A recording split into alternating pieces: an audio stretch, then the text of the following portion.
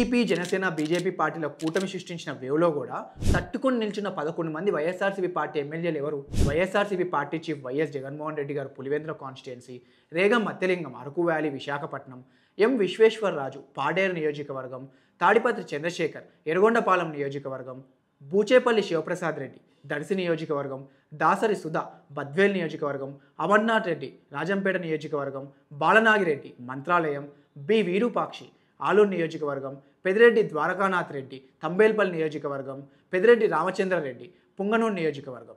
అంత వేవ్లో కూడా వాళ్ళ స్థానాలను కాపాడుకున్నారంటే గ్రేట్ అనే చెప్పాలి. కానీ వీళ్ళు నిజమైన నాయకులు ఎప్పుడవుతారంటే ప్రతిపక్షం హోదా లేకపోయినా 11 మంది వెళ్ళి అసెంబ్లీలో కూర్చున్నప్పుడు. ఎందుకంటే అప్పుడేగా ప్రజాప్రతినిధిగా నిన్ను గెలిపించినందుకు నీ ఉద్యోగాన్ని చేసినట్టు లెక్క. అంతేకాదు, నా ఒపీనియన్ ప్రకారం మిగిలిన స్థానాలను కోల్పోయినప్పటికీ వాళ్ళని నమ్ముకొని ఓటు వేసిన 40% జనాలకి, అంటే వైఎస్ఆర్సీపీ పార్టీ నుంచి ఓడిపోయిన ఎమ్మెల్యే అభ్యర్థులకి కూడా గెలిచిన 11 మందే రిప్రజెంటేటివ్స్ కింద లెక్క. మరి ఒక నాయకుని నమ్ముకొని ఓటు వేసిన పౌరుడిగా మీ ఒపీనియన్ని కమెంట్ చేయండి.